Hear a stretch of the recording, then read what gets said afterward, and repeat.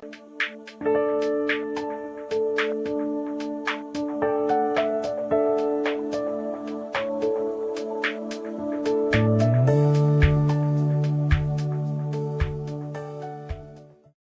a transitar primero de lo general a lo particular, voy a dar primero el marco general de lo que voy a exponer y después voy a entrar ya a cuestiones específicas que tengan que hacer con los sistemas electorales. Siempre en mis conferencias inicio con una frase de un juez americano, Louis Brandeis, que decía: un abogado que no ha estudiado economía está cerca de convertirse en un enemigo público. Y es verdad, hoy día el derecho no puede interpretarse, ni siquiera el derecho constitucional puede interpretarse como una isla que esté desprovista o despojada de las interacciones con otras disciplinas. Una disciplina que es fundamental para entender los fenómenos jurídicos es la economía. Pero no me refiero a la economía en el sentido simplemente de saber cuánto cuesta, en el sentido monetario de las cosas, como a veces se quiere reducir la economía. La economía solamente sirve para saber cuánto cuestan las cosas, sino que el método económico, tal como está descrito, tiene una serie de ventajas respecto del método jurídico. Si yo le preguntara a usted cuál es su respuesta, cuál es su opinión o qué consideran ustedes que es la justicia, estoy seguro que tendría 20 respuestas diferentes. Y evidentemente, si hay 20 respuestas diferentes, no podemos construir una tesis sobre un concepto unívoco, que sería el de qué cosa es la justicia. La economía, en la medida que tiene una serie de conceptos y de métodos mucho más consolidados, que parte de premisas, porque es un método inductivo, permite tener mucho mayor certidumbre y poder verificar, en muchos casos, efectivamente las proposiciones que plantean. Y es por esa razón que en los años 60 se desarrolla una disciplina que busca integrar el análisis del derecho con la economía, que es lo que se llama en el derecho anglosajón Law and Economics, y en el derecho civil y en el derecho de tradición romano-germánica se llama de análisis económico del derecho, que es mi especialidad, y que busca analizar los fenómenos jurídicos como si fueran fenómenos económicos. La siguiente, por favor. Entonces, a partir de los años 60, se da... Gracias. A partir de los años 60 nace esta disciplina del análisis económico del derecho, que no es otra cosa, no es derecho económico, porque ese es uno de los errores que siempre me ocurre cuando yo enseño análisis económico. Cuando dicen análisis económico, ¿qué cosa? ¿Va a enseñar derecho financiero? ¿Va a enseñar finanzas? ¿Va a enseñar no? O cuando he enseñado, por ejemplo, análisis económico del derecho penal, ¿qué cosa? ¿Van a enseñar delitos económicos? No, señor. Es más, yo no soy penalista y enseño análisis económico del derecho penal. Y ustedes dirán, ¿cómo puede ser eso? Eso es una osadía, pero sí se puede, porque lo que estoy haciendo es aplicar el análisis, el razonamiento económico para entender cómo funcionan los incentivos de los delincuentes y cuáles son las penas y los mecanismos más eficientes para disuadir los delitos, ¿no? La mejor evidencia es cuando vemos, por ejemplo, cosas como el feminicidio, ¿no? Ayer veía yo que la cifra de feminicidios de este año ha superado la del año pasado, ¿no? Y entonces, justamente preparamos un paper para Singapur este año, en el que decíamos pues que nuestro sistema, lamentablemente nuestro sistema legislativo, y entiéndase no solamente el Congreso, sino todas las normas sectoriales y las normas del Ejecutivo, ha fracasado rotundamente, groseramente en la persecución de los delitos de feminicidio. Y la respuesta es muy simple, porque simplemente están analizando un aspecto del tema, que es el tema del castigo. El castigo no disuade, y eso, para entender eso, se necesita del razonamiento económico, ¿no? Del razonamiento económico. Piensan que subiendo las penas van a bajar los delitos, y eso es una falacia absolutamente grotesca, por decirlo menos. Pero nosotros estamos acostumbrados que cuando un delito se pone de moda, lo que hacemos inmediatamente, ¿qué cosa es? Le subimos la pena. Pensamos que subiendo penas vamos a bajar delitos, y eso no es así. Eso no es así. Eso funciona con determinados delitos, pero no funciona con otros, como por ejemplo el feminicidio, ¿no? Pero bueno, ese no es el tema. Entonces, el análisis económico busca ver cuáles son las consecuencias de las normas, ¿no? Cuáles son las consecuencias de las normas, y cómo el comportamiento humano puede verse influido por esas normas. Si ustedes se dan cuenta, las normas cambian el sentido de los incentivos de la gente, ¿no? Si yo, por ejemplo, le pongo, yo siempre utilizo un ejemplo muy básico a mis alumnos en la primera clase, y les digo, ¿cuántos de ustedes el día de hoy se han cruzado la pista sin respetar los senderos peatonales? Es decir, han cruzado por la mitad la pista. Obviamente el 100%. Y después les pregunto, ¿sabían ustedes que hay una multa de 73 soles por quien cruza la pista fuera de los senderos peatonales? Sí. Si saben que hay una multa, ¿por qué lo hacen? Y la respuesta es económica. Porque ellos saben que la probabilidad de ser capturado y la probabilidad de ser detectado es cero. Entonces las normas no se tienen que ver en términos nominales, sino las normas se tienen que ver en términos probabilísticos. Si la probabilidad de que me sancionen es cero, entonces me conviene cruzar la pista. Es más eficiente violar la norma que hacerla cumplir, ¿no es cierto? Esto lo vamos a trasladar dentro de un ratito al ámbito de las decisiones políticas, que es un aspecto, créanme, absolutamente fascinante. Y lo que voy a hacer solamente es presentarles a ustedes el modelo económico aplicable al tema político, para que ustedes, y al final de mi exposición, que obviamente la pongo a disposición de todos ustedes, y al final está la información de contacto para que ustedes puedan pedirme cualquier ampliación, estoy a su disposición, ustedes lo puedan realizar. Entonces la pregunta es, el análisis económico nos habla de los contratos, nos habla del derecho civil, nos habla del derecho penal, nos habla de la responsabilidad civil, nos habla de todo. ¿Nos podría decir algo el análisis económico sobre los sistemas electorales? Caramba, es complicado porque estamos hablando de una cosa completamente distinta, ¿no? Y entonces sí, ha habido gente que se ha dedicado y se ha metido a analizar este tema. Y se ha creado toda una escuela, ¿no? Tradicionalmente, ¿qué era lo que ocurría? Lo que ocurría es que solamente se analizaban las consecuencias de las normas constitucionales como si fueran unas normas adicionales, ¿no? Como cualquier norma.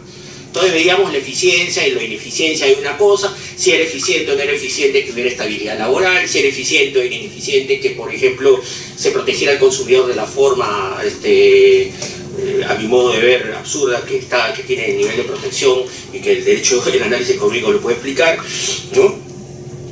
Pero muchas veces nos damos cuenta de fracasos institucionales, y el Congreso no deja de sufrir este desprestigio y este deterioro en su imagen por estas cuestiones de eficiencia que no son vistas a la luz justamente del análisis económico, ¿no? Yo ayer veía, escuchaba algunos comentarios y discúlpenme que haga digresiones, pero es un poco para ubicarlos en el contexto, ¿no? Para que vean la amplitud que el análisis económico tiene, ¿no? Yo veía ayer, por ejemplo, un informe, una infografía que demostraba como una norma de protección al consumidor favorable, que era que a partir de ahora se iba a cobrar el estacionamiento por minuto, había resultado que ahora los estacionamientos eran más caros. El espíritu de la norma, y me acuerdo de los legisladores y me acuerdo muy bien quiénes eran, decían que esta norma era para proteger a los consumidores, porque era injusto, era una barbaridad, era un atropello, era un abuso. La evidencia empírica demuestra que le salió el tiro por la culata. Y la evidencia empírica demuestra que esa norma no tuvo ningún análisis costo-beneficio, que se legisló para la tribuna, que sonaba muy bacán la norma, pero que a la larga la norma era obviamente onerosa para la sociedad. Y por último se pierde de vista una cuestión que es obvia, o sea, el estacionamiento no puede ser gratis, el estacionamiento lo tiene que pagar. O sea, y si a mí me resulta muy caro pagar un estacionamiento, pues será hora de que busque un método alternativo para llegar a mi trabajo. Pensaré en la bicicleta, pensaré en caminando, pensaré en venir con un compañero de trabajo, en hacer pool como hacían en el colegio, ¿no? Pero ahí estamos dándonos cuenta claramente de cómo una norma que suena bonito, al final termina siendo un estropicio. De eso estamos. El mundo dicen, el infierno está lleno de buenas intenciones, ¿no es cierto? Y es la verdad, porque nuestras normas son buenas intenciones, pero como no tienen un análisis técnico que respalde la evidencia de que eso va a redundar positivamente en el bienestar de la sociedad, y porque suenan bien, ¿no? Suenan bien, entonces tenemos un problema. Esto es sumamente peligroso cuando lo vemos, cuando lo traslademos al tema electoral.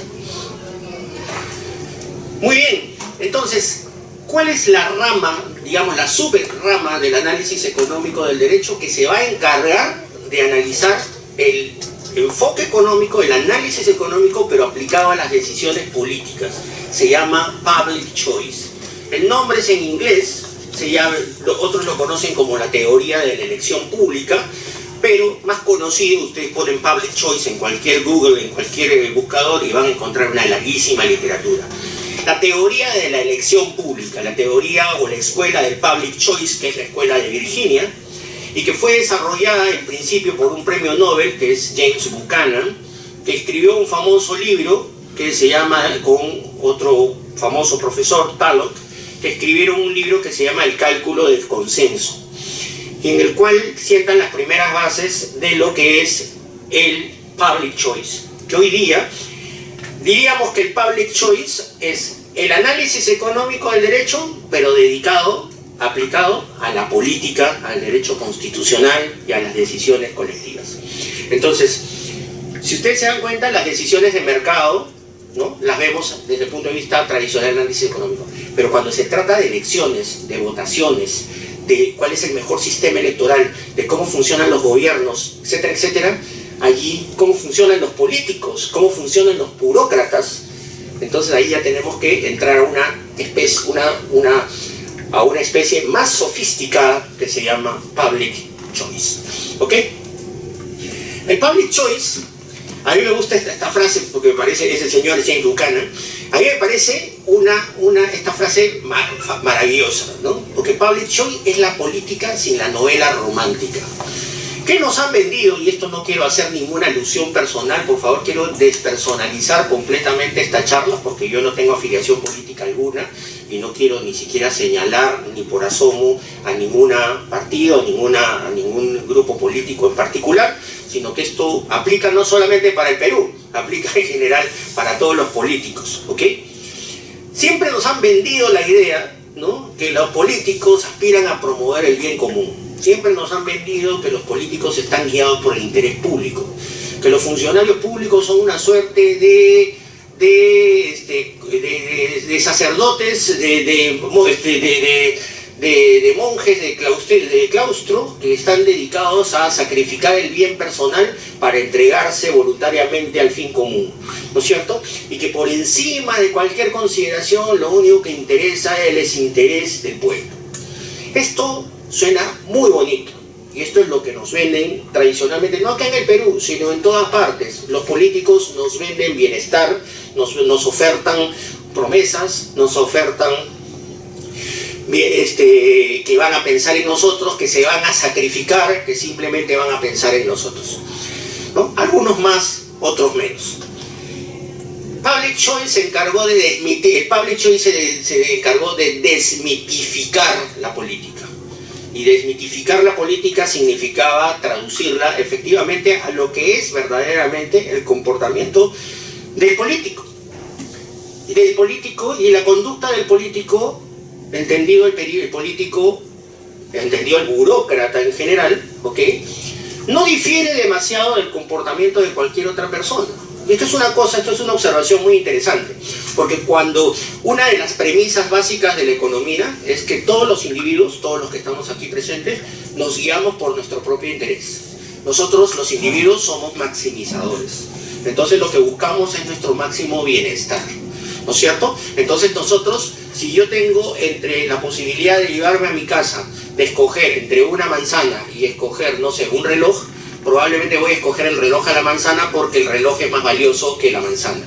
Nosotros analizamos las cosas en términos de costos-beneficios y siempre maximizamos y buscamos la opción que nos resulta más atractiva. La pregunta es, ¿por qué los políticos deberían pensar diferente? ¿No? Y eso es justamente la premisa básica del Public Choice. La premisa, y aquí está en inglés, pero lo voy a traducir, pero este profesor, Alex Tabarrok, profesor de la Universidad de Georgetown, señala que el Public Choice es la ciencia política influenciada por la forma económica de pensar, ¿no es cierto? Como por ciencia política, el Public Choice busca entender cómo las políticas públicas pueden ser adoptadas y cuál es la influencia de las diferentes instituciones en el proceso político. Y asumimos que los votantes, los políticos y los burócratas, como al igual o de la misma forma que lo hacen los consumidores, los gerentes o los emprendedores actúan en su propio interés, en su autointerés, ¿ok? Lo cual no quiere significar que esto sea codicioso o materialista, ¿ok? Sino que los políticos, al igual que cualquier ser humano, es un maximizador, ¿ok? Entonces, el político, al igual que cualquier ser humano, busca maximizar su propio bienestar. Eso no es malo, o sea, no estoy satanizando la política, ¿ok? Lo que quiero decir es que despojémonos de esa idea romántica, insisto, de que los políticos simplemente buscan el interés del público, el interés de los demás, ¿no? Con una suerte de entrega prácticamente, de entrega voluntaria, no es así, ¿no? El político, al igual que cualquier otro individuo, busca la propia maximización de su interés individual.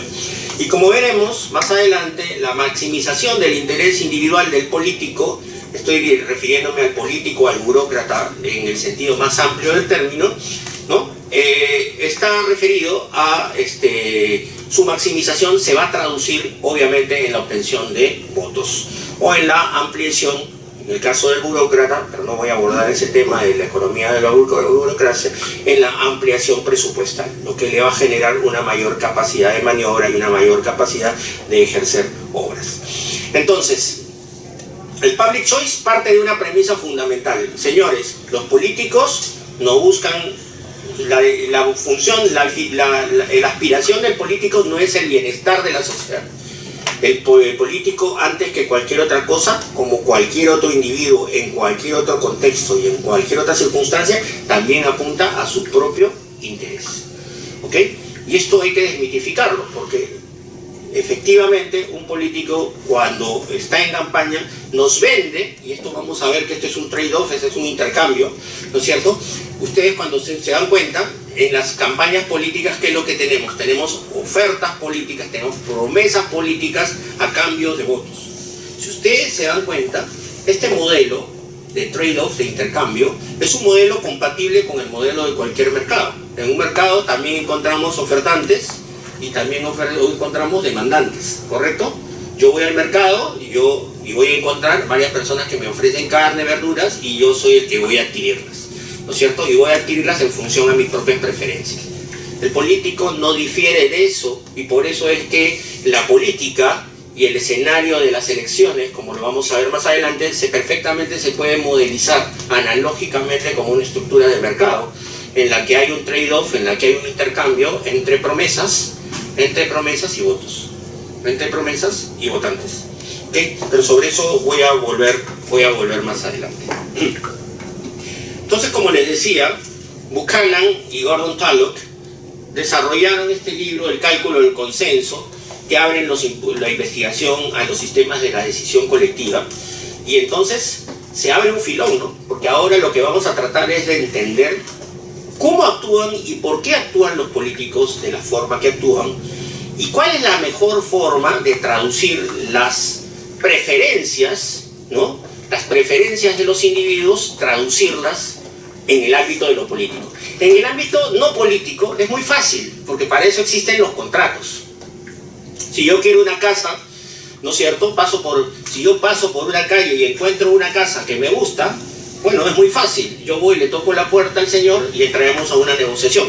Si llegamos a un precio, ambos vamos a llegar a una situación parejo eficiente, ambos vamos a estar mejor y vamos a alcanzar un resultado que para los dos es satisfactorio, ¿no es cierto? Las decisiones colectivas también en materia de mercado se pueden preferir, ¿no es cierto? Esto a través, por ejemplo, de la publicidad, a través de las relaciones de consumo, a través de la reputación en el comercio, etcétera, etcétera. Pero tenemos mecanismos en el mercado que permiten que existan estos problemas de transitar de decisiones individuales al bienestar colectivo se pueden canalizar a través de mecanismos. Pero el gran desafío es cómo las preferencias políticas y cómo las decisiones políticas, que es una decisión colectiva, puede ser fruto de la sumatoria de las decisiones individuales, de las preferencias individuales. ¿Es posible eso? es posible que las preferencias individuales al final se trasladen y se conviertan en una decisión colectiva, en una preferencia colectiva. Sobre eso vamos a entrar en unos momentos y vamos a encontrar que eso es extremadamente complicado. Para ello tenemos primero que partir de algún presupuesto metodológico, uno que tiene que hacer con una idea central de la economía, un paradigma, que hoy día también está puesto en discusión, porque hoy día nuevos avances han introducido la psicología al análisis económico del derecho. Pero una primera suposición metodológica que tiene la economía es que los individuos se comportan racionalmente y que al comportarse racionalmente son maximizadores de su utilidad. Es decir, a través de intercambios tratamos de buscar estar mejor, ¿no es cierto? Si yo tengo hoy día que hacer que necesito una torta para llevarla a mi oficina, tengo dos alternativas. Una alternativa es ponérmela a cocinar, pero yo no sé hacer tortas, entonces tendría que aprender a hacerla, buscar los ingredientes, ir a adquirirlos. Pero tengo otra forma. La forma más fácil sería ir a una panadería a comprarla. Si yo compro la torta, voy a ser más eficiente porque voy a invertir una menor cantidad de recursos. Entiéndanse, recursos no dinero, sino tiempo, dinero también, obviamente, experiencia, ensayo-error, etcétera, etcétera. Y la otra parte también va a resultar beneficiada, porque esta persona va a poder conseguir algo que está buscando, que es el dinero a cambio de las tortas que fabrica. El mercado funciona así, y el mercado es un mecanismo a través de los cuales las partes pueden alcanzar soluciones Pareto eficientes, pueden satisfacer sus necesidades a partir de la especialización en el trabajo y la división de ¿no? Pero, y entonces, esta es una idea fundante y esta es una idea básica de la economía. Los individuos se comportan racionalmente. Vamos a ver si esta racionalidad la podemos nosotros extrapolar al ámbito de la política y al ámbito de los procesos electorales. El segundo tema, el segundo suposición ya tiene que hacer un poco más con los temas electorales y es el concepto de la democracia, ¿no? Si ustedes se dan cuenta, la autoridad de gobierno, el gobierno como tal es una estructura que tiene una característica, que es una estructura monopólica. ¿Por qué? Porque en realidad el gobierno es uno solo, no tenemos varios gobiernos, sino el gobierno es uno solo, pero el gobierno surge como consecuencia de la interacción, de la competencia de distintos actores, léase los candidatos, las distintas fuerzas políticas que participan en un proceso electoral. Si nosotros este concepto de democracia entendido como un proceso competitivo lo comparamos con un proceso de mercado, estamos claros que las democracias se asimilan y se pueden perfectamente modelizar como si fueran un mercado competitivo. Por el contrario, las monarquías, las autarquías, las teocracias, los partidos hegemónicos son procesos no competitivos, porque ahí no hay posibilidad de confrontar ideas, de escoger, de que los electores, la masa crítica hacia la cual está dirigida las opciones electorales, pueden decidir y pueden optar por los distintos rumbos de acción. No, en una tiranía, en una autarquía, en una teocracia, en una dictadura, eso es imposible, ¿no es cierto? Simplemente se impone por la fuerza y eso genera un nivel subóptimo de bienestar, igualito como ocurre cuando, por ejemplo, solamente tenemos un producto para comprar en el mercado, cuando hay un monopolio respecto de un producto, exactamente ocurre lo mismo, ¿no es cierto? Los precios se inflan y como no tengo, el monopolista puede venderlo, el producto al precio que le da la gana. Entonces, podemos decir que la democracia así pensada en principio, parecería ser un sistema competitivo, para el acceso a los cargos públicos, y en ese sentido le lleva una gran ventaja en relación a otros sistemas que podrían ser, por ejemplo, los sistemas diríamos tiránicos o los sistemas dictatoriales, ¿no? Sin embargo, hay un problema también, y aquí hago una pequeña digresión, porque se parte de la idea, aquí suele ocurrir un fenómeno que Harold Dempsey denominó la falacia del nirvana, ¿no? La falacia del nirvana es un error lógico que consiste, voy a decirlo primero teóricamente, que consiste en comparar un hecho real con un hecho hipotético. ¿Cómo se traduce eso? ¿Cómo aterrizo eso a la realidad? Miren, cuando algo funciona mal en el Perú, y esto ustedes lo pueden ver todos los días, decimos, el Estado tiene que intervenir.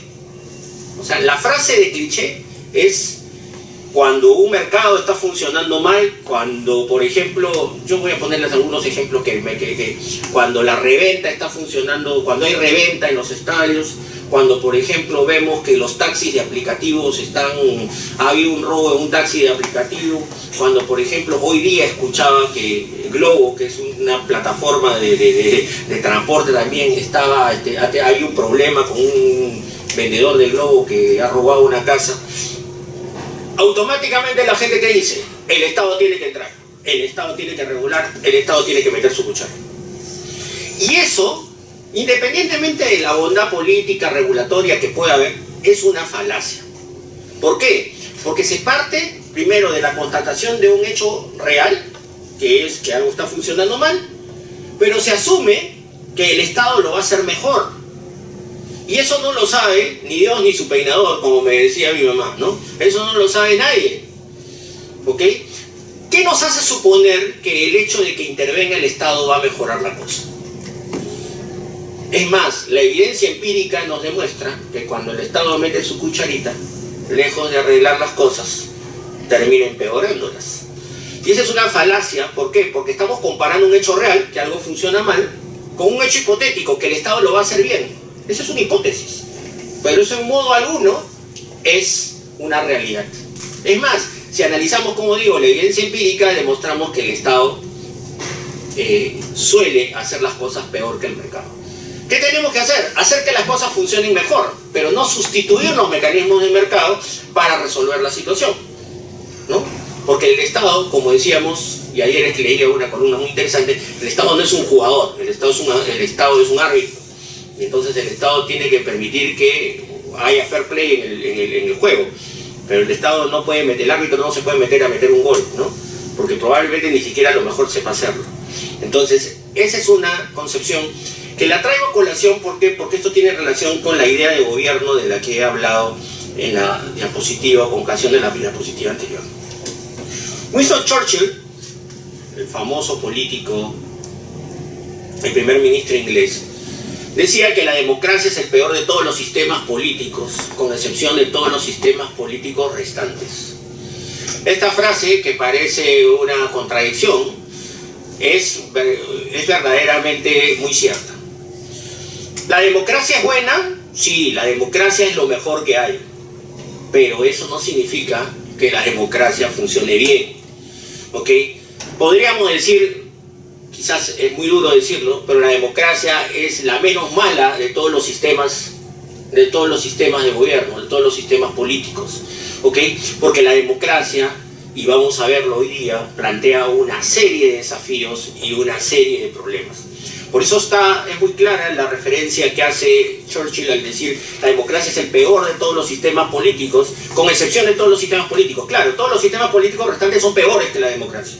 Entonces, ok, vivamos en democracia, pero veamos cuál es la mejor forma de vivir en democracia. Y la democracia, entendida como su definición desde su concepción en la época de los griegos, democracias, kratos, gobierno del pueblo, vamos a ver que traducir eso, gobierno del pueblo, traducirlo a una forma empírica, a una forma tangible, es verdaderamente pero muy complicado, muy laborioso, y es todo un desafío para los operadores. Ustedes son operadores del sistema político, y para esto yo creo que aquí vamos a decir algunas cosas interesantes que les pueden servir. Por eso es que ahora trataremos de buscar algunas respuestas desde el punto de vista político y desde el punto de vista electoral, ¿no? Si ustedes se dan cuenta, el mercado, o sea, olvídense por un momento de la política, nosotros permanentemente interactuamos, ¿no es cierto? Interactuamos para adquirir cosas, para adquirir bienes y servicios, para satisfacer todas nuestras necesidades, ¿no? Y las decisiones individuales se convierten posteriormente en decisiones colectivas a nivel del mercado. En el ámbito de la política, tenemos que buscar también cuál es el mecanismo, cómo esas decisiones individuales se trasladan y se convierten en una decisión política. Por ejemplo, si ahora tenemos que decidir qué comer, bueno, nosotros podemos hacer un debate, una discrepancia, una discusión, todo, pero al final podemos encontrar una forma de satisfacción de nuestras necesidades y por último, a lo mejor después decidimos de todo un rígido debate, decidimos que vamos a ir a comer pollo, ¿no es cierto? Y podemos compensar, podemos encontrar formas. El mercado encuentra mecanismos para transitar de soluciones individuales a soluciones colectivas. Pero ¿cómo transitamos de las decisiones individuales a las decisiones colectivas? Para comenzar, partimos de la idea de que tenemos un gobierno. Y este gobierno, ¿no? Se supone que es el mecanismo, que es el que va a procesar el mecanismo, el órgano, la institución que tiene por finalidad canalizar todas las preferencias de los ciudadanos, ¿no es cierto?, para buscar el bienestar de los ciudadanos. De hecho, la institución del gobierno existe porque de alguna manera todos nosotros estamos dispuestos a sacrificar una cuota de nuestra libertad para maximizar la utilidad de todos los demás. El gobierno es eso. El gobierno es, nosotros decidimos reconocer una autoridad por encima de nosotros, lo cual implica una restricción de nuestra libertad, con el ánimo de que este ente superior sea capaz de coordinar y llevar en armonía las decisiones individuales y las preferencias individuales para llevar a cabo una feliz convivencia de todos. Entonces, caramba, qué menudo problema del gobierno de tener que canalizar las preferencias de los individuos, ¿no? Y entonces hacer lo que toda la gente prefiere y buscar el bienestar de la sociedad, teniendo en cuenta que los intereses de la sociedad son disímiles. Mis intereses son distintos a los de Jimmy y probablemente los intereses de Jimmy son diferentes a los de cada uno de ustedes. Entonces, caramba, qué pregunta más complicada. ¿Cómo el gobierno no es Papá Noel que tiene la posibilidad de poderse leer las cartitas de cada uno y decir qué es lo que uno quiere, ¿no es cierto? El gobierno tiene que optar por buscar un mecanismo, o el sistema tiene que buscar un mecanismo a través de que estas preferencias individuales puedan ser oídas por el gobierno y el gobierno pueda generar una decisión colectiva que apunte al bienestar de toda la sociedad. Es un tema, de hecho, muy, muy complicado. Porque como le digo, cada uno de nosotros es un maximizador individual. Y si cada uno es un maximizador individual, cada uno busca su propio bienestar. Y entonces, la idea teórica, por lo menos, utópica por lo demás, es que el gobierno debería buscar el bien de todos. Pero eso plantea una serie de problemas, ¿no es cierto? Entonces, en el ámbito no político, ¿no? En el ámbito no político eso es fácil, porque eso lo podemos resolver a través del sistema de contratos, ¿no es cierto? Pero ¿qué pasa cuando esto lo aplicamos a una sociedad en su conjunto? ¿Cómo podemos hacer que en una sociedad en su conjunto los temas políticos puedan ser, voy a decirlo en términos muy simples, puedan dejar contentos a todos? Y entonces, sobre esto se han planteado muchísimas tesis, que no las voy a abundar, pero hay frondosísima jurisprudencia, frondosísima teoría sobre esto, ¿no? Desde Wixel, que por ejemplo planteaba que la única forma de lograr que las normas beneficiaran a todos los beneficios es a través de la obtención de reglas de unanimidad. Es decir, la única regla que garantiza que todos vamos a estar bien es una regla en la que todos estemos de acuerdo, ¿no? Obviamente, eso es materialmente muy complejo porque la unanimidad nos puede llevar a una situación de inmovilismo. Si no hay unanimidad, no avanzamos. Y basta que una persona no esté conforme con la decisión para que no podamos avanzar un paso más. Buchanan y Tallock introducen la idea del consenso hipotético, ¿no es cierto? En la que la idea es pensar en los individuos hacen una abstracción respecto de qué cosa es lo que es mejor para cada uno, ¿no es cierto? Pero con prescindencia de, y esto es el famoso cálculo del consenso, pensando que esto es lo mejor para uno y para los demás, ¿no? Y que esto plantea un escenario de unas mayorías calificadas que permitiría alcanzar cierto nivel de bienestar, ¿no? Mientras que, por ejemplo, un famoso pensador, filósofo político como Rawls, planteaba el concepto del velo de la ignorancia, ¿no? Según el cual el Estado, los individuos tomamos decisiones desconociendo o deliberadamente lo hacemos, cuál es la posición que nosotros, si efectivamente nuestra pretensión o nuestra posición va a tener eco o va a ser preferida por los demás. Entonces, lo que buscamos es una posición que con prescindencia y con independencia de la posición de la que todos asuman, ¿no es cierto?, sea el más neutro posible. Miren que la idea del velo de incertidumbre o velo de ignorancia, lo que llamaba Rawls como tal, hacía referencia a que lo que nosotros buscamos básicamente es una situación de neutralidad en la cual, o de abstracción, en la cual no buscáramos puramente nuestro propio bienestar, porque no estamos pensando propiamente en nosotros, sino en una situación lo más neutra posible que pueda ser aceptada por todos. Entonces, el desafío, y aquí ya entramos de hecho a la carne de esta conferencia, es cómo pasamos de las preferencias individuales al consolidarlas a una decisión pública. Y esto nos lleva inexorablemente a el proceso político, ¿no?, y a las decisiones de gobierno. Si ustedes se dan cuenta, el gobierno tiene ciertas funciones. Hay muchas cosas muchas decisiones que nosotros tomamos individualmente. Yo individualmente tomo la decisión de si me quiero bañar hoy día, si no me quiero bañar. Hoy decido qué quiero comer, no qué quiero comer, ¿no? Hoy decido qué cosas me compro y no me compro. Esto tiene que ver con la provisión de los bienes privados, ¿no es cierto? Pero cuando estamos hablando de decisiones que atañen a toda una sociedad y en las que todos están involucrados, la economía habla de bienes públicos. Un bien público no es un bien, entiéndase, un bien público desde el punto de vista económico no es un bien que es del Estado. Un bien público es un bien en el que el Estado lo provee porque no hay forma de excluir a nadie y porque de alguna manera todos lo pueden disfrutar, ¿no? Lo que se conoce que no hay rivalidad en el consumo. Bienes públicos, por ejemplo, es la seguridad.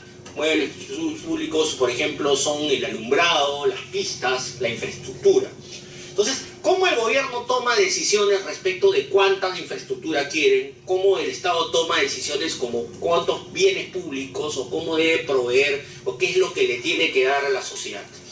Esto se hace a través de las votaciones. Y entonces llegamos al punto objeto de nuestra conversación, que son las votaciones, ¿no? ¿En qué medida las votaciones... ¿En qué medida, cuál es el mecanismo a través de la cual los gobiernos determinan qué es lo que le van a dar a la sociedad? Lo voy a poner en términos muy simples. ¿Qué, cuánto, cómo y qué? ¿Y de qué forma le van a dar lo que la sociedad quiere? ¿Y en qué medida lo que piden los ciudadanos guarda coincidencia con lo que el gobierno les da? Y en tercer lugar, ¿cuál es la mejor forma de traducir esa inquietud de los ciudadanos para que el gobierno la conozca y la haga realidad, ¿no? Para esto existe un mecanismo, que es los mecanismos electorales, y aquí entra a tallar el concepto de las votaciones, ¿ok? Las votaciones, y aquí también voy a herir susceptibilidad, o sea, mejor dicho, voy a romper un poquito esquemas, ¿no? Porque respecto de las votaciones hay dos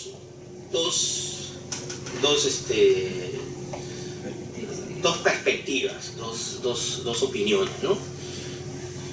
Ustedes se habrán dado cuenta que en todos los spots de OMPE decían, pues, ¿no?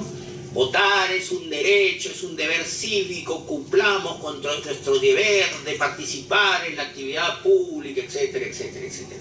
Ok, es cierto.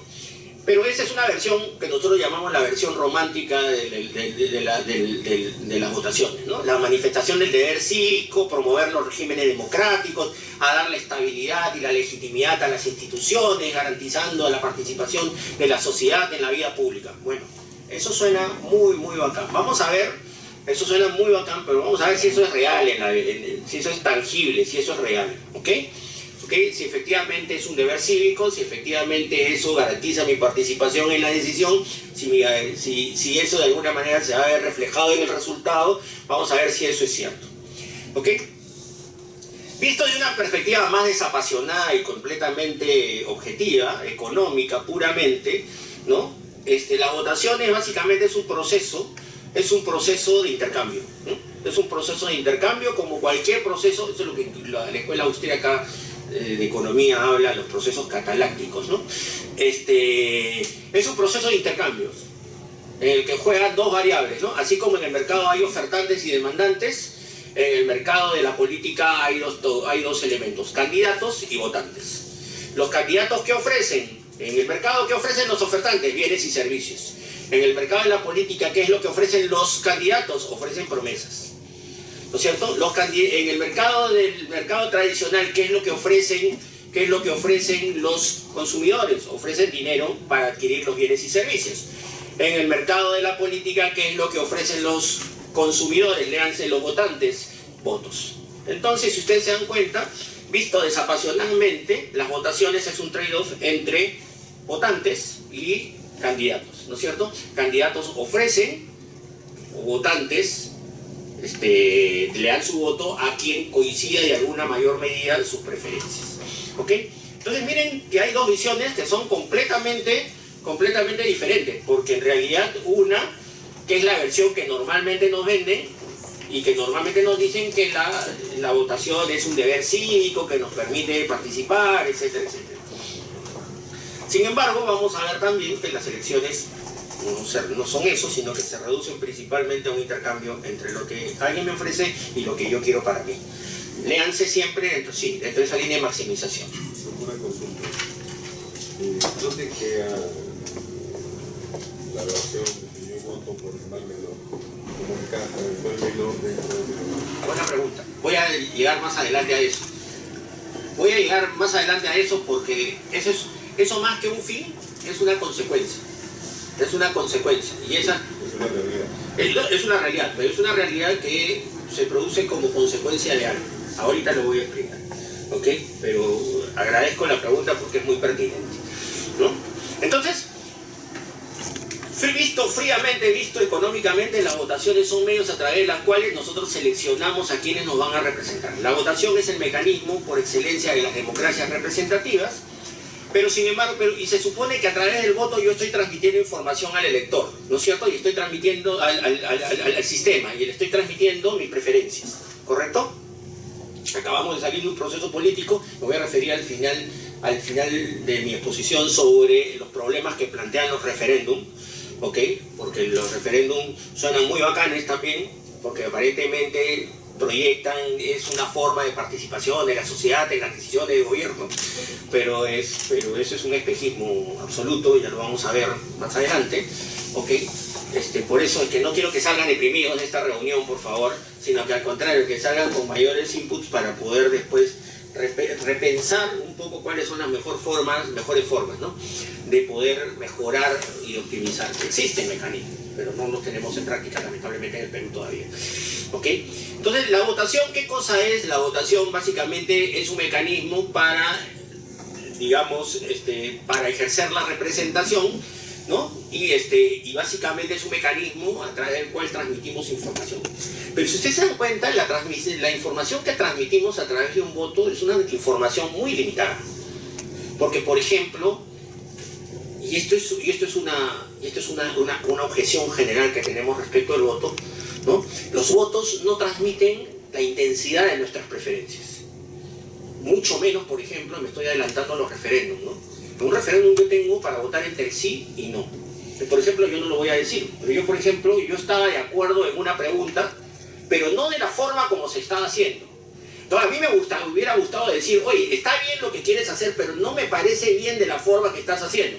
Pero el modelo, el esquema del referéndum, tal como está planteado, y los sistemas de consulta, no permiten, por ejemplo, que yo mida la intensidad de mi preferencia. Simplemente la preferencia la tengo que subsumir por un voto en blanco y negro. Yo puedo votar por Jimmy. Hay cosas que me gustan de Jimmy. Pueden ser que haya cosas que no me gustan de Jimmy. Pero lamentablemente Jimmy sale completo, con lo bueno y con lo malo. Yo podría escoger. Eso, o sea, esa es una primera limitación que tiene el voto. El voto no transmite intensidad de preferencia, sino que simplemente traduce una preferencia, pero es una preferencia incompleta, ¿no es cierto? Y entonces la pregunta es, Si todas las preferencias son incompletas, porque en realidad los votos traducen información incompleta, ¿cómo a partir de decisiones incompletas podemos optar por una decisión colectiva completa? ¿No es cierto? Y esto ya plantea un problema que tenemos que ver cómo resolverlo. La segunda cuestión, ya esta es una cuestión un poco más sofisticada, y ojo, puede herir susceptibilidades, pero votar, visto económicamente, es una decisión abiertamente irracional. Y ustedes me dirán, ¿por qué es irracional? Por una sencilla razón, porque mi voto, en realidad no decide absolutamente nada. Y esto va con la inquietud que hace un momento me planteaba el caballero, ¿no es cierto? La probabilidad de que mi voto influya en el resultado del proceso es asombrosamente baja, ¿no? O sea, yo voto por un candidato, pero ¿qué probabilidad tengo yo de que el candidato que yo vaya a elegir, que yo prefiera, vaya a ser el elegido? Miren, podemos hacer esto lo podemos llevar a números, ¿ok? Miren, si fueran, hay ejemplos, este ejemplo que yo tomo aquí es un ejemplo de un esquema de 100 millones de votantes, como por ejemplo en los Estados Unidos. Pero un esquema de votantes de 100 millones, teniendo en cuenta, miren, un esquema de 100 millones de habitantes y solamente 2 candidatos, la probabilidad que mi voto influya en el resultado final es de 3 por 10 a la 17. O sea, 0.00017 ceros, 3. ¿Ok? Simplemente una cuestión. La pregunta es, si mi voto en términos reales no sirve para nada, porque en realidad mi voto no sirve absolutamente para nada, porque mi voto no define absolutamente nada, ¿no? ¿Cuál sería la razón por la que yo tendría que ir a votar? Teniendo en cuenta que el acto de votar es un acto que genera un costo. Cuando digo un costo no estoy refiriéndome, y en economía el concepto de costo es mucho más amplio del concepto monetario, no estoy refiriéndome solamente al costo de lo que supone perder mi mañana, hacer mi cola, ir a votar, sino también los costos previos que supone informarme respecto de una decisión de por quién voy a votar. O sea, si yo voy a votar, tengo que ver por quién voy a votar, analizar las propuestas, etcétera, etcétera. La pregunta es, y la irracionalidad tiene que hacer con los costos y beneficios que están involucrados. Ese es el concepto de irracionalidad, por si acaso, ¿ok? Al que me estoy refiriendo. Entonces la pregunta es, si mi voto no va a servir absolutamente para decidir absolutamente nada, porque mi decisión es absolutamente marginal, ¿no? ¿Qué sentido tendría que yo invierta recursos en participar en la toma de decisión? Aún más, el único caso, y a lo mejor les hago la pregunta, ¿cuál sería el único caso en el cual el voto tendría sentido? Cuando hay empate, ¿no es cierto? Y esto, por ejemplo, es bien curioso, porque, por ejemplo, hay una paradoja, ¿no? Y ustedes lo han vivido seguramente como participantes en el Congreso. A veces los grupúsculos que se forman como consecuencia de movimientos que son consecuencia no de partidos políticos, sino que han sido de sucesivos grupos, de sucesivas personas que han renunciado a sus respectivas bancadas, curiosamente desarrollan un fuerte poder de decisión, porque son los que la balanza la van a poner de un lado a otro.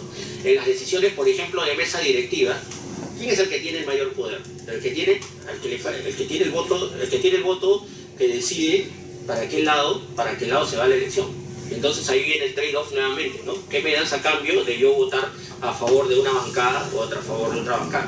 Esto tiene una explicación claramente económica, ¿no?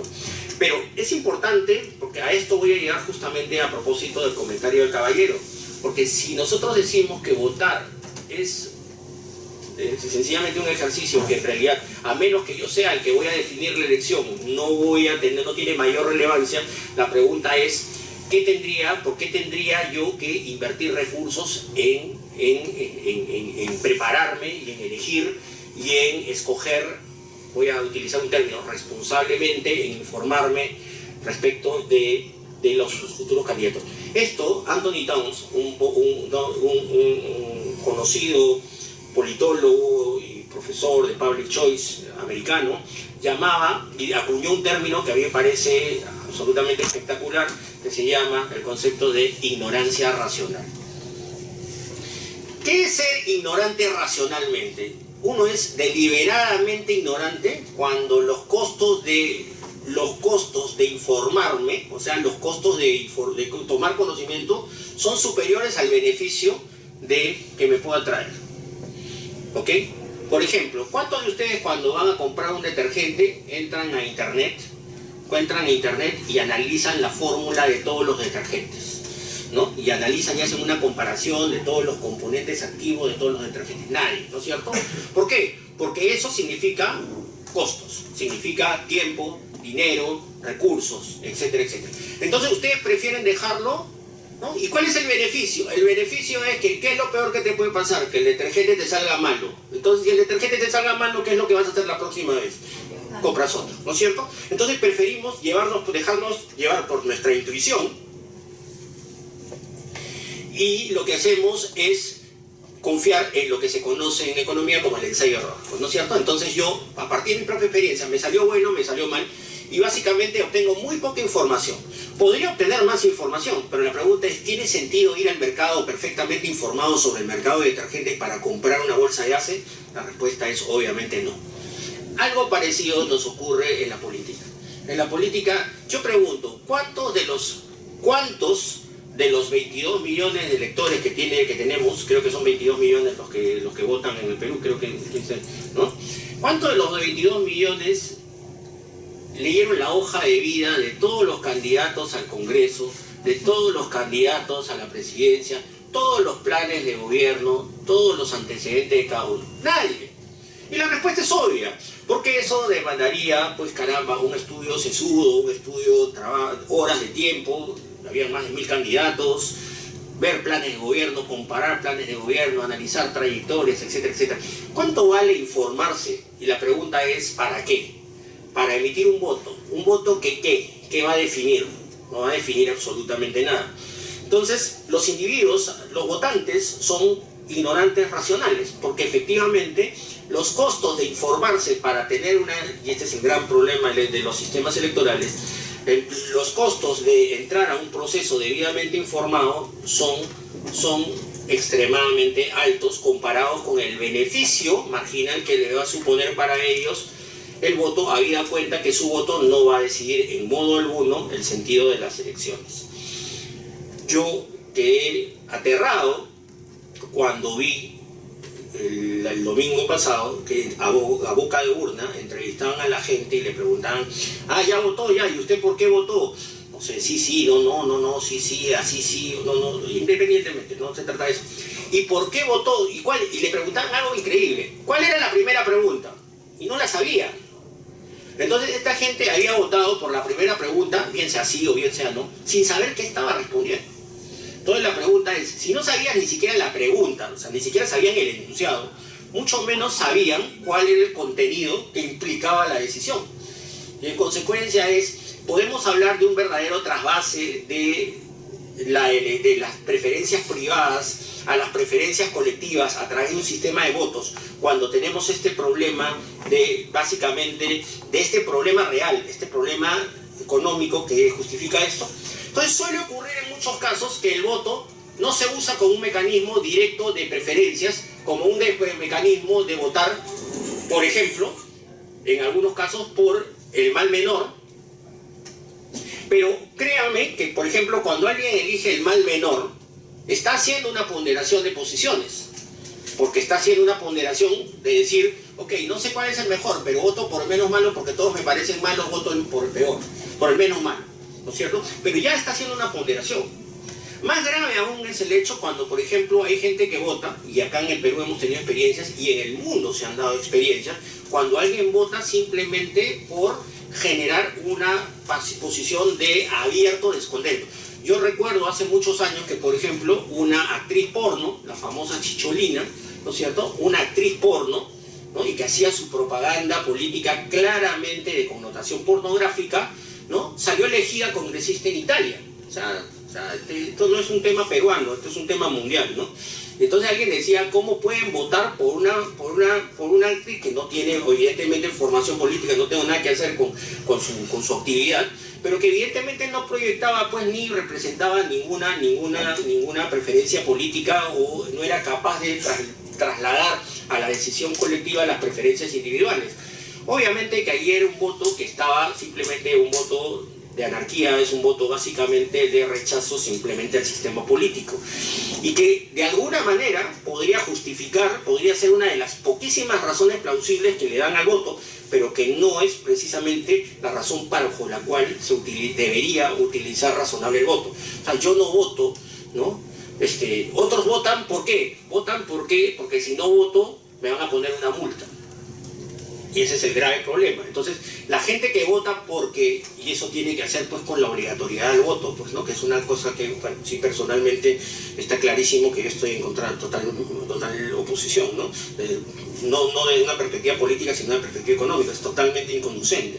Porque una persona que la obligas a votar primero no tiene ningún incentivo ni para informarse, ni para votar, ni siquiera para cumplir con un deber cívico. O sea, ni siquiera podemos decirle que por lo menos esta persona tiene una lógica, caramba, de apostar a una decisión colectiva independientemente de su información. No, esta persona está votando simplemente porque no le queda más remedio. Y cuando vota porque no le queda más remedio, vota por cualquier cosa. Entonces la pregunta es, ¿efectivamente el resultado de los procesos electorales puede interpretarse como un mecanismo en el cual se ha producido mutatis mutandis un proceso de traslado de las preferencias individuales a las preferencias colectivas? La respuesta claramente es no. No se pueden catalizar perfectamente a partir de simplemente de decir que la sumatoria de los votos representan la votación colectiva. Esto es un problema bien complejo. Bien complejo, y esto ha sido sumamente estudiado y analizado científicamente, ¿okay? Para demostrar las dificultades que plantean los sistemas electorales para traducir las preferencias individuales en una experiencia colectiva.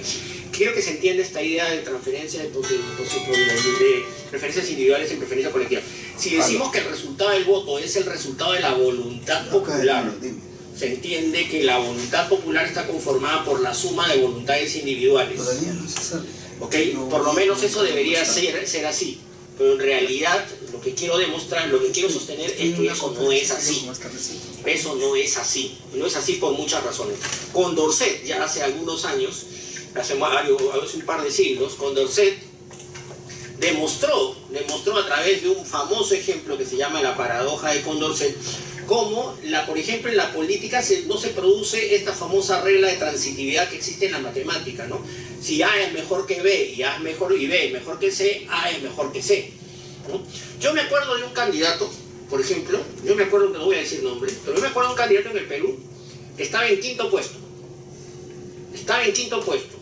Y se ufanaba de decir que si pasa segunda vuelta le ganaba a todos. Y efectivamente, la encuesta decía, estaba quinto, pero si este quinto iba con el primero, le ganaba el primero. Si este quinto iba a segunda vuelta con el segundo, con el tercero y con el cuarto, le ganaba a todos. Uno dice, qué cosa más absurda. ¿Cómo el quinto le puede ganar los cuatro primeros? Si le gana a los cuatro primeros, debería estar primero, pero estaba quinto, ¿no? Entonces, de hecho, y lo hemos visto en las dos últimas elecciones, los presidentes que resultaron ganadores en las elecciones no estaban primeros ni estaban segundos, estaban terceros. Y la realidad fue que los que quedaron segundos al final terminaron ganándole al primero. ¿Cómo se explica esto? Bueno, esto lo explicó Condorcet. Y Condorcet demostró que las preferencias colectivas no son transitivas. Entonces, esa solución matemática de que si A es mejor que B y B es mejor que C, A es mejor que C, en la política no existe. No existe. ¿Ok? Entonces, eso ya nos plantea un problema. Aquí está el ejercicio, ¿no? Aquí, ¿no? En este famoso libro, La paradoja de Condorcet, ¿no? O sea, Condorcet demostró que en materia de política las preferencias de los individuos no son transitivas, mientras que la transitividad es una característica de las preferencias. Si yo prefiero la carne que el pollo y prefiero el pollo al pescado, yo prefiero la carne al pescado. Esa es la característica particular de las preferencias de todos los individuos. Las preferencias son transitivas, menos en política. En política las preferencias no son transitivas. Yo digo, yo prefiero este candidato que este. Yo prefiero este candidato que este. Ah, no, pero si este, no, a este lo prefiero que este. Entonces uno dice, caramba, qué locura, ¿no? ¿Cómo puede ocurrir que en materia política Y aquí ya estamos introduciendo un elemento que complica más y que Condorcet lo demostró simplemente con 3. Imagínense si esto ocurre con la paradoja de Condorcet, habla de tres candidatos, un modelo tripartito de elección.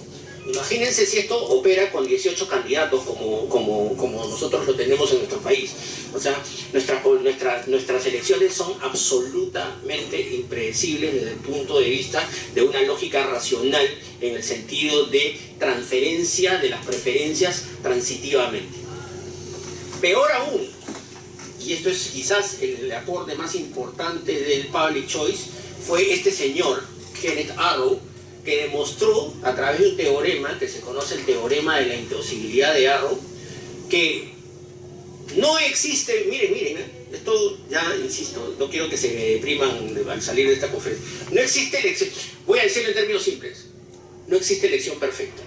Entonces, Arrow hizo una cosa bien interesante. Arrow dijo, ok, vamos a ponerle 5 condiciones a un proceso electoral cualquiera. Y puso 5 condiciones. Primero, que sean universales, es decir, que sea válido para cualquier... Imaginemos un sistema de elecciones que sea válido para todo sistema de votación. Segundo, un sistema que permita que cualquier resultado sea alcanzable, es decir, que cualquiera pueda ganar.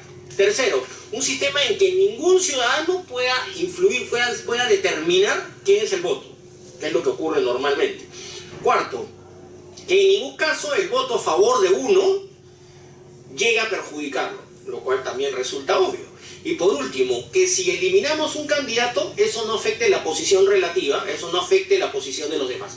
Si ustedes se dan cuenta, son condiciones básicas, o sea, son condiciones absolutamente razonables. Bueno, no es el caso que lo desarrolle matemáticamente, porque necesitaríamos 2 horas de matemática dura para poderlo explicar, pero Arrow demostró que no existe, es imposible que exista una elección que cumpla con esos 5 criterios. ¿Ok? Entonces demuestra que no existe ningún sistema de votación que cumpla esas 5 condiciones y que tenga, aunque sea, al menos 2 votantes. En otras palabras, y aquí yo lo digo, ¿no? Si matemáticamente no es posible tener una elección perfecta, una elección que perfectamente proyecte individuales a la decisión colectiva, imagínense esto en la realidad.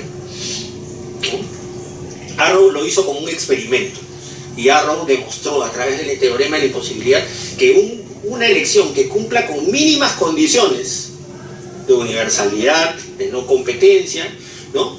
de ausencia de dictadura, es decir, que ninguno puede influir positivamente en la determinación final del resultado, que ningún voto sea un voto que pueda generar un perjuicio, sino que todo voto sume para favor de alguien y que finalmente existan independencia entre las alternativas. Esto no es posible. Entonces, convengamos, y aquí por eso traigo nuevamente la frase de Churchill, ¿no? O sea, el sistema democrático es el menos malo de todos. Es el que tenemos y es el que debemos de vivir y es el que debemos de tratar de perfeccionar. Pero no por eso tenemos que dejar de anotar las falencias y las dificultades que plantea el modelo democrático en términos de cómo las elecciones pueden ser un mecanismo para transmitir la información de las preferencias de los individuos a través del resultado electoral. ¿Ok? El señor que se ha retirado me dijo efectivamente, es cierto algo, no he entrado a ese tema, pero eso es un tema muy apasionante de Public Choice que tiene que hacer, que se llama la tiranía de las minorías. No he entrado a ese tema porque no era el tema de la conferencia, pero efectivamente hay todo un desarrollo respecto a cómo parece mentira, pero a veces las minorías gobiernan a las mayorías, ¿no? Y es una paradoja. Es una paradoja porque las minorías suelen ser a veces las mayorías, aunque suene y esto tiene que ser también por el autointerés. ¿Por qué? Porque normalmente el legislador lo que hace es plantear, y esto se ve en el Perú y se ve en todas partes del mundo, los legisladores, en la medida que son maximizadores también de su interés, presentan proyectos de ley a favor de quienes, a favor de quienes fueron sus votantes, no a favor del bien común, sino de quienes fueron sus votantes, o quienes son del sector del público objetivo que votó por ellos, ¿no es cierto? Pero bueno, eso sería materia de una segunda discusión, porque hay una frondosa literatura sobre la tiranía de las minorías, que no es el caso abordar el día de hoy. Una solución que se ha planteado, que es muy interesante, es la teoría del votante mediano. La teoría del votante mediano es un planteamiento que lo que busca es ver cuál debería ser, si tenemos este problema de no encontrar, no saber cuál es la preferencia de todos, ¿no? Y como vemos que el sistema electoral no es un sistema que pueda permitirnos completamente o con certeza absoluta poder definir quién es el elector que merece o decir cuál es la preferencia colectiva, entonces ¿cómo hacemos, ¿no? ¿Cómo hacemos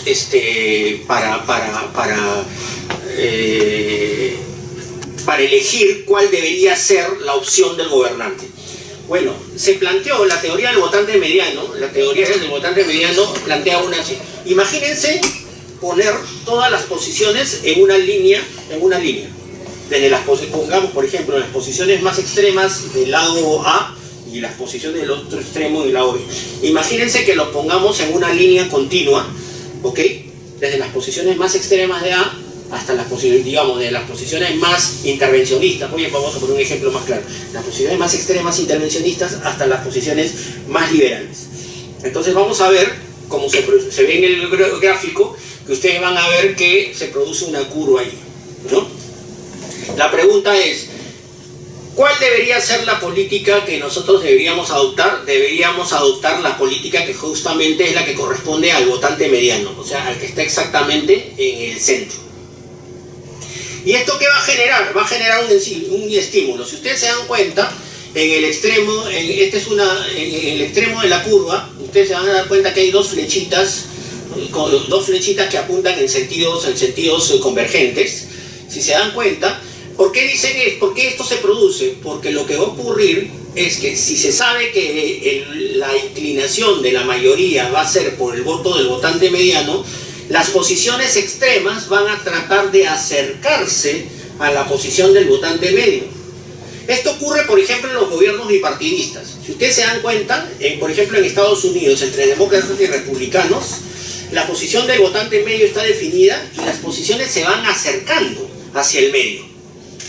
Si ustedes se dan cuenta también en nuestros procesos políticos no han sido divergentes, los procesos tienden a ser convergentes. Si te dan cuenta, y voy a tratar de hacer un ejemplo, dos ejemplos, por decir los últimos. No quería hacer política, pues, hablar de temas políticos concretos, pero Humala en el año 2011 representaba una posición, por lo menos en primera vuelta, presentaba una posición extrema que entró en la segunda vuelta. ¿Qué tuvo que hacer para alcanzar la presidencia? Desplazarse hacia el centro, correcto, ¿no es cierto? Vamos al otro lado, Kuczynski planteaba también una posición extrema, pero del otro lado. ¿Qué tuvo que hacer para ganar? Caminar hacia el medio. Entonces, si ustedes se dan cuenta, la tesis del votante mediano, de alguna manera, traduce, ojo, esta es una curva perfecta. Aquí estamos hablando que hay una equidistancia entre los puntos extremos, pero no tiene necesariamente que ser así, ¿ok? Porque las preferencias pueden estar sesgadas para un extremo o para el otro, ¿ok? Aquí lo estamos planteando como un ejemplo perfectamente simétrico entre la posición de izquierda y la posición de derecha, pero esta curva puede tener ciertos desplazamientos, puede adoptar ciertas formas más inclinadas si es que la mayoría está orientada hacia un extremo izquierdo o la posición extrema. Lo que se trata es de encontrar exactamente el justo medio de la curva, y en el justo medio de la curva es donde encontraremos el resultado. En otras palabras, si quieres ganar, alcanza el punto medio. El tema es encontrar y ubicar el punto medio de todas las preferencias. ¿Y eso cómo se obtiene? A partir de la posición. Le puedo mandar literatura, ahí tengo al final de la diapositiva, ahí están mis datos de contacto. Cualquier información complementaria, texto, libro, lo que quieran, yo estoy a su disposición para poderlos facilitar. ¿Ok? Pero, por ejemplo, esta es una solución, no es una solución, sino, por ejemplo, esta es una perspectiva que de alguna manera mitiga el problema de esta transferencia de decisiones individuales.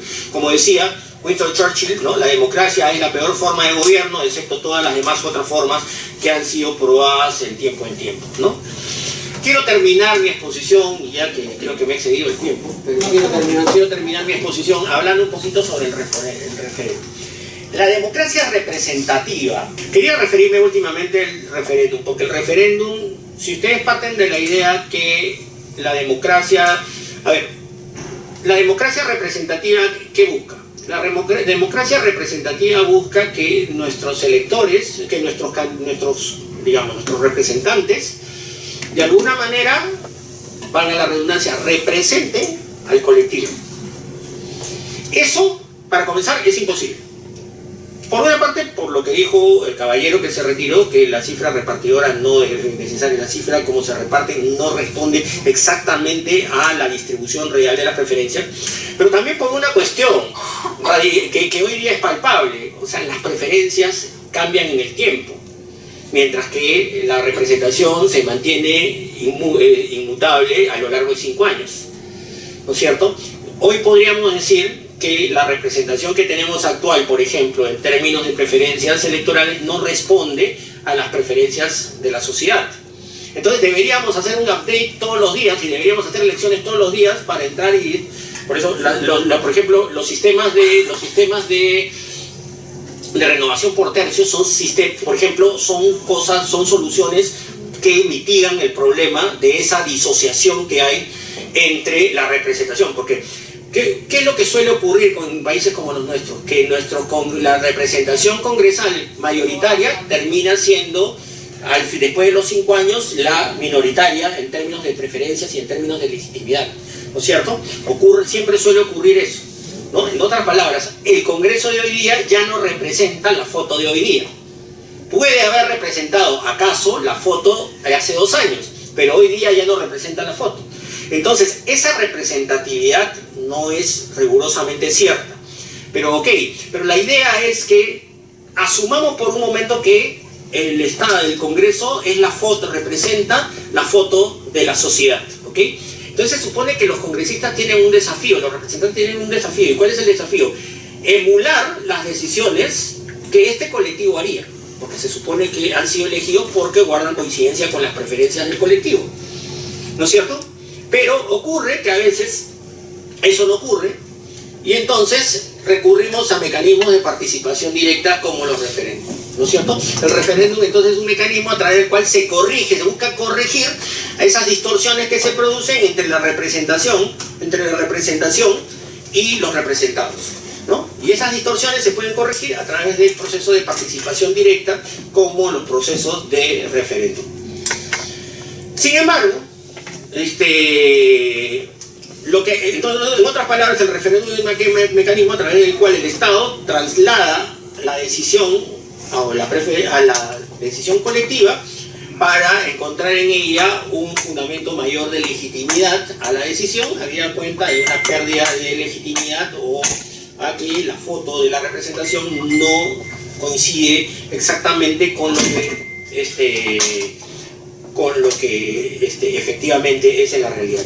Esto suena bien bonito, insisto, hablar de referéndum, porque así de referéndum, hagamos referéndum para todo, pues hagamos referéndum también para ver de qué color es la camiseta de Perú, hagamos referéndum para todo, ¿no? Pero ¿cuál es el problema? Los referéndum tienen una serie de limitaciones.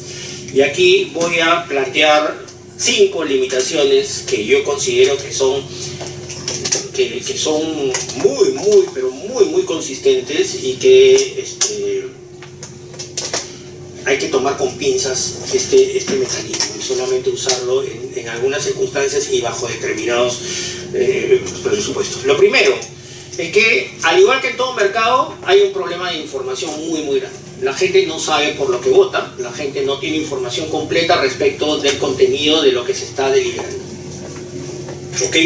Y créanme, yo soy una persona interesada en temas, soy una persona de educación superior, soy profesor universitario, pero aún así les puedo decir que yo no estaba claro en por lo menos un par de preguntas del referéndum. Si yo, que soy una persona relativamente informada, no estaba claro en un par de preguntas, me pregunto cómo estarían otras personas que estaban en una situación de desventaja conmigo respecto de información, ¿no? Lo segundo, la consulta no está exenta de sesgos, o sea, mucho tiene que hacer de cómo hago la pregunta. O sea, la pregunta, y sobre esto hay una rama del análisis económico del derecho que se llama Behavioral Law and Economics, es decir, análisis económico conductual, que introduce la psicología para explicar esto y que puede demostrar que efectivamente existen una serie de sesgos, ¿no?, y mecanismos a través de los cuales uno puede perfectamente inducir a una respuesta.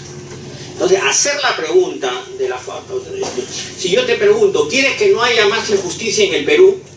Estoy hablando de un caso abstracto. La respuesta va a ser 100% sí. O sea, porque obviamente, ¿quién quiere injusticia en el país? Entonces, claro, pero la pregunta es el cómo. Pero el cómo no te lo da. El cómo no te lo da. Primero, la pregunta no te dice el cómo. Y entonces, y tampoco no te lo podría decir, porque caramba, la pregunta es cuánta gente leería el cómo. Esto tiene que ser nuevamente con el problema de información. Lo segundo, eso en cuanto a la pregunta. Lo tercero, en cuanto al resultado. Normalmente las preguntas, el referéndum se traduce en una respuesta que es un sí o un no. Pero no existe el sí como o sí pero, ¿no? O sea, simplemente se reduce a un sí o un no. Es imposible medir la intensidad de las preferencias. Es imposible medir posiciones intermedias. Es imposible medir matices de la decisión. Es más, si a mí me dicen, ¿tú quieres que se acaben las injusticias en el Perú? Yo voy a decir sí. Pero sí de esta forma o sí de otra forma. El referéndum, ningún referéndum me da ese mecanismo de poder yo incorporar o poder expresar de alguna manera un poco mínimamente consistente el contenido de mi preferencia. En otras palabras, como dije, la gente actúa deliberadamente desinformada. ¿Por qué? Porque evidentemente hay intereses, ¿no?, por influencias ajenas, por apasionamientos, por intervención política, ¿no? Y inclusive, y esto no digo que haya ocurrido en el Perú, pero muchos países se han utilizado los referéndums simplemente para legitimizar posiciones autoritarias. En Venezuela se hizo, en Bolivia se ha hecho, o sea, hemos encontrado que el referéndum es un pretexto para legitimar posiciones autoritarias, en las cuales entonces la influencia política es muy fácil. Lo que quiero decir es que es muy fácil inducir una respuesta en un referéndum.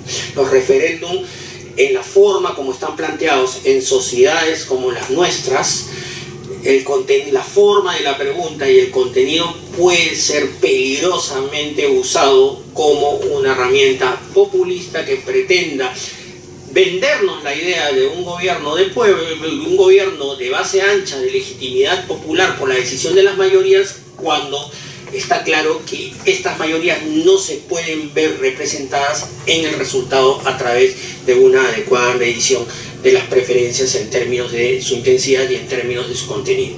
¿Ok? Profesor, una pregunta, por favor. Sí. Termino con esto, simplemente quiero terminar, bueno, con esto mi intervención. Aquí están los datos, por favor, de mi correo. No se ve bien, el correo sí se ve, cguzman@lawfirm.com. Estaré encantado de poder suministrar cualquier información o material adicional o complementario, o pasarles las copias de esta presentación para que ustedes quieran profundizar en este tema. Lo que he querido simplemente es provocar un poco la inquietud académica respecto de un enfoque totalmente dejado de lado normalmente por los enfoques tradicionales del derecho constitucional y la ciencia política, ¿no? Gracias.